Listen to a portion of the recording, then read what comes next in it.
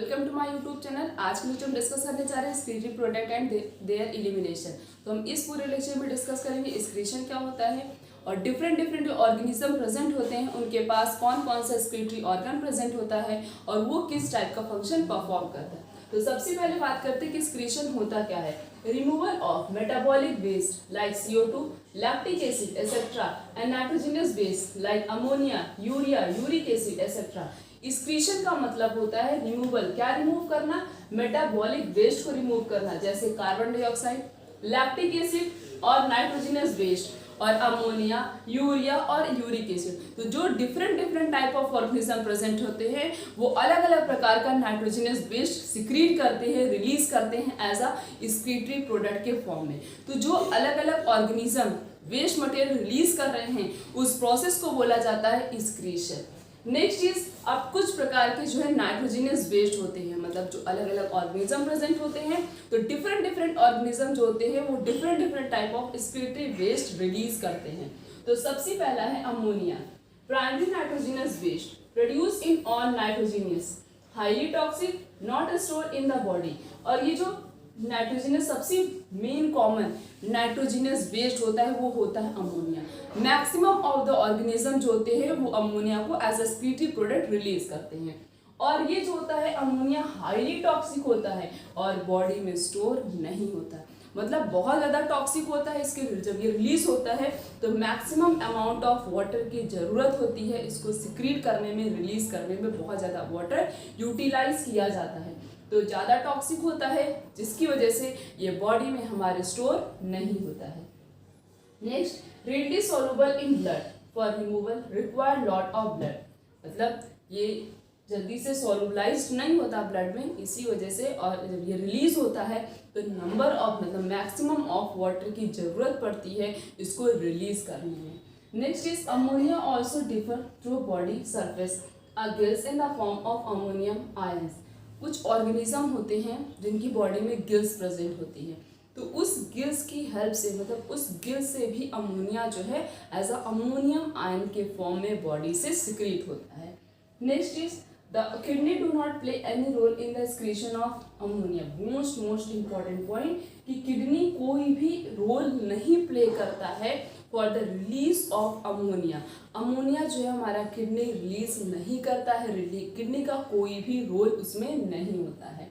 The organism which remove ammonia, ऐसे organism जो ammonia को रिलीज करते हैं एज अ एक्सक्रीटरी प्रोडक्ट के फॉर्म में, उस ऑर्गेनिज्म को बोला जाता है अम्यूनोटैलिक एनिमल्स। अगर कहीं भी लिख के आए what is ammonotelic animals, ammonotelic animals ऐसे एनिमल्स होते हैं जो ammonia as a nitrogenous waste के फॉर्म में बॉडी से सिक्रीट करते हैं।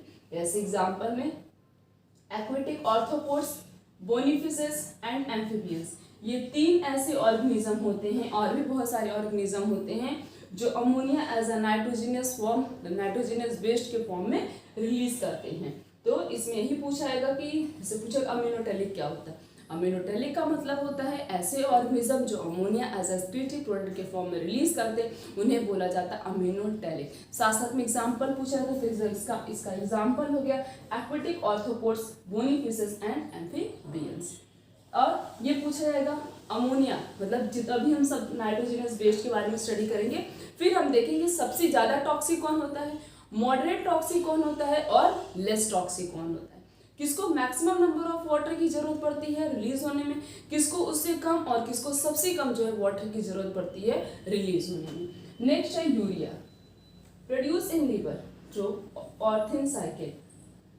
ये जो यूरिया होता है ये कहाँ से प्रोड्यूस होता है, हमारे लीवर से सिक्रीट होता है। तो जो अमोनिया ये यूरिया है वो लीवर से प्रोड्यूस हो रहा है, उस प्रोसेस को, उस साइकिल को बोला जाता है ओरेंथिन साइकिल। तो पूछा जाए व्हाट इज ओरेंथिन साइकिल। ओरेंथिन साइकिल एक ऐसी साइकिल होती है जिसमें क्या लीवर क्या प्रोड्यूस करता है, हमारा लीवर जो है वो यूरिया प्रोड्यूस करता है। और यूरिया जो होता है वो अमोनिया से लेस टॉक्सिक होता है। देखो यहाँ पे पता चल गया कि अमोनिया मोर टॉक्सिक होता है और यूरिया क्या होता है उससे लेस टॉक्सिक होता है। अब जब ये लेस टॉक्सिक है तो इसको लेस अमाउंट ऑफ वाटर की जरूरत पड़ेगी एज कंपेयर टू अमोनिया। तो अमोनिया को सबसे ज्यादा वाटर की जरूरत पड़ती है। उसके बाद किसको पड़ती है? यूरिया को, क्योंकि यूरिया क्या है? लेस टॉक्सिक है। यूरिया कहाँ से सिक्रीट होता है? हमारे लीवर से सिक्रीट होता है। उस साइकिल को हम क्या बोलते हैं? उस साइकिल को बोलते हैं हम ornithine cycle. Next is small amount soluble in kidney. इसमें किडनी हेल्प करता है, मतलब जो सिक्रीट हो रहा है यूरिया, इसके सिक्रीशन में, सिक्रीट तो हो रहा है लीवर से, बट इसके सिक्रीशन में हमारा किडनी भी हेल्प करता है। बट अमोनिया के सिक्रीशन में किडनी का कोई भी रोल नहीं होता है। उसके बाद है ऐसे ऑर्गेनिज्म जो urea as a nitrogenous waste के फॉर्म में रिलीज करते हैं, उसको बोला जाता है, उस एनिमल को बोला जाता है यूरियोटेलिक। नाम से पता चला यूरिया, यूरियो आ रहा है तो इसका मतलब यूरिया का मतलब यूरिया, तो यूरियोटेलिक एनिमल्स जहां भी लिखा जाएगा तो ऐसे ऑर्गेनिज्म, ऐसे एनिमल्स जो रिमूव करते हो urea as a excretory product, this type of organism is known as ureotelic animals. Example, कुछ एम्फीबियंस होते हैं और कार्टिलेजिनस फिशेस होती हैं और कुछ मैमल्स होते हैं जो urea as a nitrogenous waste के फॉर्म में रिलीज करते हैं। Next is uric acid in birds and reptiles, it is major in product of protein metabolism. Uric acid कौन रिलीज करता है? बर्ड्स, और जो रेप्टाइल्स होते हैं वो नाइट्रोजनस वेस्ट, मतलब ये जो यूरिक एसिड होता है वो बर्ड्स और रेप्टाइल्स में क्या होता है? प्रकार का नाइट्रोजनस वेस्ट की तरह ऐड करता है और ये बॉडी से रिलीज होता है। और ये पेस्ट के फॉर्म में, जो बर्ड्स होते हैं, रेप्टाइल्स होते हैं, जो सिक्रीट करते हैं फीकल मैटर, वो किसके फॉर्म में होता है? पेस्ट के फॉर्म में होता है। लीस्ट टॉक्सिक होता है, मतलब as compare to ammonia and urea, uric acid is least toxic. Uric acid कैसा होता है? इन दोनों के कंपैरिजन में बहुत ही कम टॉक्सिक होता है। अब जब बहुत कम टॉक्सिक है तो मतलब उसको बहुत ही लिस्ट अमाउंट ऑफ वाटर की रिक्वायरमेंट होगी रिलीज होने में, बहुत कम पानी लगता है यूरिक एसिड के सिक्रीशन में। In mammals uric acid produced by breakdown of the purine, that is adenine and guanine. Mammals में यूरिक एसिड जो प्रोड्यूस होता है वो किसके ब्रेकडाउन से प्रोड्यूस होता है? प्यूरिन के ब्रेकडाउन से। और प्यूरिन के अंदर क्या क्या आता है? Adenine and guanine. जब ये दोनों चीजें ब्रेक डाउन होती हैं तब जो है यूरिक एसिड मैमल से प्रोड्यूस होता है। नेक्स्ट इज ऐसे एनिमल जो यूरिया रिलीज करते हों एज अ एक्सक्रीटरी प्रोडक्ट, या बोल सकते हैं हम एज अ नाइट्रोजनस वेस्ट के फॉर्म में, this type of organism is known as ureotelic animals. Example like insect, birds and reptiles. ये सब ऐसे ऑर्गेनिज्म होते हैं जो यूरिक एसिड रिलीज करते हैं। अब तीनों के बीच में हमें अच्छे से समझना, तीनों के बीच में कुछ डिफरेंस हम देखते हैं, जैसे ammonia, urea and uric acid. Ammonia जो होता है वो सबसे ज्यादा टॉक्सिक होता है। मोर टॉक्सिक कौन सा है? अमोनिया। और लेस टॉक्सिक कौन सा होता है? यूरिया जो है वो लेस टॉक्सिक है। और यूरिक एसिड जो है वो लीस्ट टॉक्सिक है, मतलब इन दोनों के कंपैरिजन में सबसे कम टॉक्सिक कौन सा होता है? Uric acid. सबसे ज्यादा कौन सा होता है? अमोनिया होता है। उसके बीच में कौन सा आता है, मतलब मॉडरेट टॉक्सिक कौन सा होता है? हमारा यूरिया होता है। उसके बाद जब अमोनिया मोर टॉक्सिक है, मतलब उसको वाटर की रिक्वायरमेंट ज्यादा होगी रिलीज होने में, तो अमोनिया को ज्यादा वाटर लगता है, यूरिया को उससे कम लगता है, फिर यूरिक एसिड को उससे भी कम लगता है। ये तो जो अलग अलग ऑर्गेनिज्म इस लैंड पे सरवाइव करते हैं वो different type of nitrogenous based substance को क्या करते हैं? बॉडी से रिलीज करते हैं। Type of excretory organ in animals. अब हम देखते हैं कि कौन कौन से एनिमल्स के पास different type of excretory organs present होते हैं, जिसकी हेल्प से वो अपनी बॉडी के जितने भी नाइट्रोजनस वेस्ट होते हैं उनको वो रिलीज करते हैं। इससे भी मैक्सिमम ऑफ क्वेश्चंस पूछे जाते हैं। तो सबसे पहला एनिमल्स है प्रोटोनेफ्रिडिया। सबसे पहले एनिमल्स के ऑर्गन्स है जैसे प्रोटोनेफ्रिडिया और फ्लेम सेल्स, और जो इनका ऑर्गन, इनके एग्जाम्पल्स हो गए जैसे प्लैटीहेल्मिन्थीस और प्लेनेरिया और रोटिफर्स, और कुछ एनालिड्स होते हैं। जो प्लैटीहेल्मिन्थीस, प्लेनेरिया और रोटिफर्स और जो एनालिड्स होते हैं उनके पास क्या क्या प्रेजेंट होता है? उनके पास प्रेजेंट होता है क्या? प्रोटोनेफ्रिडिया प्रेजेंट होता है और फ्लेम सेल्स प्रेजेंट होता है। इसकी हेल्प से वो क्या करते हैं? अपनी बॉडी के जितने भी नाइट्रोजनस वेस्ट होते हैं उनको वो रिलीज करते हैं। तो क्वेश्चन कैसे पूछे आएंगे? इससे क्वेश्चन ऐसे पूछाएगा जैसे दे दिया गया फ्लेम सेल, मतलब हमें बताना हो कि कौन कौन से ऐसे ऑर्गेनिज्म हैं जिनकी बॉडी में फ्लेम सेल्स प्रेजेंट होता है, जिसकी हेल्प से वो बॉडी के वेस्ट मटेरियल को रिलीज करते हैं। तो वो एनिमल्स के नाम है प्लैटीहेल्मिन्थेस, जिसे हम कॉमनली फ्लैट वॉर्म भी बोलते हैं। और क्या बोला जाता है? Flat warm. और प्लेनेरिया, रोटीफर्स और एनालिड्स, इन सब के अंदर क्या प्रेजेंट होता है? प्रोटोनेफ्रिडिया, या हम बोल सकते हैं कॉमनली फ्लेम सेल्स प्रेजेंट होती हैं। Next is nephridia. नेफ्रिडिया किसके पास प्रेजेंट होता है? अर्थवॉर्म के पास प्रेजेंट होता है। और भी बहुत सारे ऑर्गेनिज्म होते हैं जिनकी बॉडी में नेफ्रिडिया प्रेजेंट होता है, जिसकी हेल्प से वो नाइट्रोजनस वेस्ट को रिलीज करते हैं। Next is Malpighian tubules. Malpighian tubules maximum of insects में प्रेजेंट होता है, लाइक अ कॉकरोच, जिसकी हेल्प से वो नाइट्रोजनस वेस्ट को रिलीज करते हैं। Next is antennal gland, which is also known as green gland.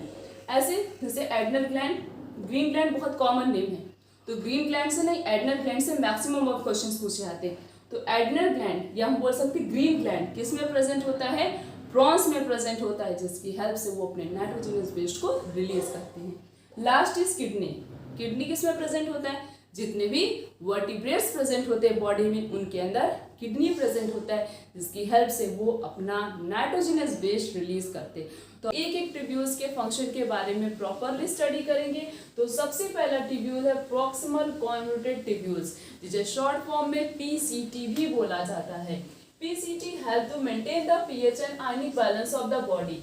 PCT क्या करता है? ये किसको मेंटेन करता है? पीएच और आयनिक बैलेंस को। अगर बॉडी के अंदर डिफरेंट टाइप ऑफ ट्यूब्यूल्स, मतलब अलग अलग ऑर्गन्स अगर अलग अलग फंक्शन नहीं परफॉर्म करेंगे, तो हमारी बॉडी का जो बैलेंसिंग सिस्टम है वो क्या होगा? डिसबैलेंस हो सकता है। इसी वजह से बॉडी में बहुत सारे डिफरेंट ऑर्गन्स प्रेजेंट होते हैं, उनके पास भी डिफरेंट टाइप ऑफ ट्यूब्यूल्स भी प्रेजेंट होते हैं, जो क्या करते हैं? अलग अलग फंक्शन परफॉर्म करते हैं और हमारी बॉडी को बिल्कुल बैलेंस फॉर्म में रखते हैं। तो जो पीसीटी प्रेजेंट होता है हमारी किडनी के पास, वो क्या करता है? वो बॉडी के अंदर आयनिक बैलेंस को मेंटेन करता है, मतलब कितने आयंस का कंसंट्रेशन कहाँ पे कितना होना चाहिए, उन सबको कौन मेंटेन करता है? हमारा पीसीटी मेंटेन करता है। और साथ साथ में बॉडी के पीएच को भी मेंटेन करके रखता है, मतलब किडनी के अंदर यूरिन और यूरिया प्रेजेंट होते हैं, उनका कंसंट्रेशन, उनका पीएच कितना होना चाहिए, इसमें हमारा पीसीटी हेल्प करता है। उसके बाद और क्या क्या फंक्शन परफॉर्म करता है पीसीटी? पीसीटी कुछ सेलेक्टिव सब्सटेंस को सिक्रीट करता है, जैसे कि, और वो सेलेक्टिव सब्सटेंस कहाँ से वो लेता है? वो रीनल ट्यूब्यूल से। हमारा रीनल ट्यूब्यूल जो है वो 99% सब्सटेंस को रीअब्सॉर्ब कर लेता है, बस 1% सब्सटेंस बॉडी से क्या होते हैं? सिक्रीट होते हैं। बाकी 99% यूजफुल सब्सटेंस को जो बॉडी के अंदर अलग अलग ट्यूब्यूल्स प्रेजेंट होती हैं, वो रीनल ट्यूब्यूल से क्या करती हैं? उनको दोबारा से रीअब्सॉर्ब कर लेती हैं, क्योंकि वो वेस्टफुल सब्सटेंस नहीं होते, वो यूजफुल सब्सटेंस होते हैं। इसी वजह से बॉडी के अंदर जो ट्यूब्यूल्स प्रेजेंट होते हैं वो उनको रीअब्सॉर्ब कर लेते हैं। तो पीसीटी किसको किसको रीअब्सॉर्ब करता है? कुछ सेलेक्टिव सब्सटेंस को पहले वो सिक्रीट करता है, उसके बाद वो और सब्सटेंस को क्या करता है? रीअब्सॉर्ब करता है। मेन फंक्शन तो पीसीटी का यही होता है। पीसीटी कम से कम 90% वाटर को और इलेक्ट्रोलाइट्स को दोबारा से क्या करता है? रीअब्सॉर्ब कर लेता है, क्योंकि वो बॉडी से मैक्सिमम ऑफ वाटर को रिलीज नहीं होने देता है। तो 90% वाटर को कौन रीअब्सॉर्ब करता है रीनल ट्यूब्यूल से? हमारा पीसीटी करता है। तो यहाँ पे सिलेक्टिव सब्सटेंस जैसे हाइड्रोजन हो गया, hydrogen ion, ammonia, potassium fluid, और ये सारे सब्सटेंस क्या करता है? वो सिक्रीट कर देता है, सिलेक्टिव सब्सटेंस को सिक्रीट करता है। ऐसा नहीं कि यूजफुल सब्सटेंस को भी वो सिक्रीट कर दे। तो जो वेस्टफुल सब्सटेंस होते हैं उसको वो क्या करता है? सिक्रीट कर देता है। और रीअब्सॉर्ब किसको करता है? रीअब्सॉर्ब कर लेता है बाइकार्बोनेट, मतलब SCO3 को क्या करता है? वो रीअब्सॉर्ब कर लेता है दोबारा से, क्योंकि वो उसके लिए क्या होता है? यूजफुल सब्सटेंस होता है। मेन फंक्शन पीसीटी का यही होता है। पीसीटी 90% वाटर को रीअब्सॉर्ब करता है, और मैक्सिमम एब्जॉर्प्शन कौन हेल्प करता है? पीसीटी ही करता है। और कोई भी ट्यूब्यूल्स वाटर के एब्जॉर्प्शन में हेल्प तो करते हैं, बट मैक्सिमम वाटर के एब्जॉर्प्शन में हमारा पीसीटी हेल्प करता है। ये तो हो गया पीसीटी का function. Next tubule is Henle loop. Henle loop का काम क्या होता है? Significant role in the maintenance of high osmolarity of medullary interstitial fluid. जब हम काउंटर करंट मैकेनिज्म के बारे में स्टडी करेंगे तब उसमें हमें अच्छे से समझ में आएगा कि ये high osmolarity medullary interstitial fluid क्या होता है। तो हेनले लूप क्या करता है? ये बॉडी के अंदर किसी भी चीज के कंसंट्रेशन को और ऑस्मोलरिटी को हेल्प करता है। मतलब पानी का अमाउंट, वाटर का अमाउंट बॉडी में कितना होना चाहिए, अगर कहीं कम हो रहा है तो उसको क्या करता है? भेजता है, पहुंचाता है, उसकी हेल्प करता है। और इन सब चीज में कौन हेल्प करता है? हमारा हेनले लूप बहुत अच्छा, बहुत इंपॉर्टेंट फंक्शन परफॉर्म करता है। उसके बाद नेक्स्ट टिब्यूल है डिस्टल कॉन्वोल्यूटेड टिब्यूल, जिसे शॉर्ट फॉर्म में डीसीटी भी बोला जाता है। ये क्या करता है? Conditional reabsorption of Na+ water take place in this segment. यहाँ पे सिलेक्टिव सब्सटेंसेस, मतलब कुछ अमाउंट में, जैसे कि अगर प्रॉक्सिमल कॉन्वोल्यूटेड टिब्यूल 70, 80 या 90% वाटर को एब्जॉर्ब कर रहा है तो ये 60-50% वाटर को क्या करता है? डीसीटी एब्जॉर्ब करता है, थोड़ा सा उससे कम करता है। तो यहाँ पे इसीलिए लिखा कि conditional reabsorption of Na+ and water will take place in this segment. Next is it is also capable of reabsorption of HCO3 and selective secretion of hydrogen and potassium। और ये क्या करता है? HCO3 आयन को भी ये reabsorb कर लेता है और कुछ सब्सटेंस को ये क्या करता है? सिक्रीट करता है, जैसे कि हाइड्रोजन को, पोटेशियम को सिक्रीट कर देता है और NH3 को भी सिक्रीट कर देता है। क्या करने के लिए? मेंटेन करने के लिए sodium potassium balance in the body. अगर कभी कभी क्या होता है बॉडी के अंदर, अगर सॉल्टी सब्सटेंस का कंसंट्रेशन ज्यादा हो गया, मतलब हम कोई नमक वाली चीज ज्यादा खा लेते तो प्यास बहुत लगती है। क्यों? क्योंकि बॉडी के अंदर क्या हुआ? सोडियम का कंसंट्रेशन इंक्रीज हो गया। उसके कंसंट्रेशन को डाइल्यूट करने के लिए, मतलब मेंटेन करने के लिए क्या होगा? वाटर की रिक्वायरमेंट होगी। तो उस वाटर की रिक्वायरमेंट को फुलफिल कौन करता है? फुलफिल करता है हमारा डीसीटी। मतलब जहां भी पानी की कमी होती है, जहां भी सॉल्टी सब्सटेंस का कंसंट्रेशन बॉडी के अंदर इंक्रीज होता है, हमारे हाइपोथैलेमस के पास मैसेज आता है और हमारा हाइपोथैलेमस क्या करता है?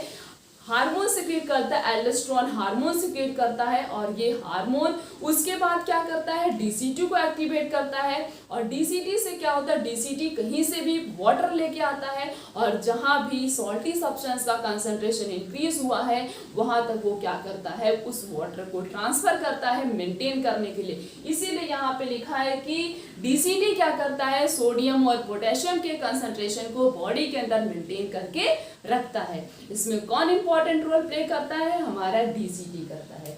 लास्ट शेड्यूल है कलेक्टिंग डक्ट। कलेक्टिंग डक्ट का काम क्या होता है? Large amount of water would be reabsorb from this segment to produce a concentrated urine. हमारी जो यूरिन प्रोड्यूस होती है वो डाइल्यूट होने के बाद भी 4 टाइम क्या होती है? मोर कंसंट्रेटेड होती है।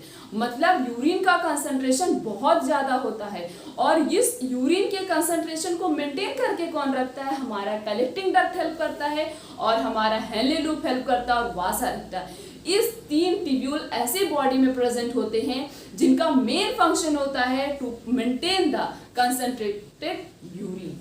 तो यहाँ पे कलेक्टिंग डक्ट क्या करता है? लार्ज अमाउंट ऑफ वाटर को रीअब्सॉर्ब करता है ताकि वो यूरिन को, जो यूरिन मोर कंसंट्रेटेड है, उसको क्या कर सके? डाइल्यूट कर सके। डाइल्यूट करने के बाद भी जो यूरिन सिक्रीट होती है वो 4 टाइम मोर कंसंट्रेटेड होती है, तब भी वो कंसंट्रेटेड होती है। तो कंसंट्रेटेड यूरिन को डाइल्यूट कौन बनाता है? कलेक्टिंग डक्ट इसमें हेल्प करता है।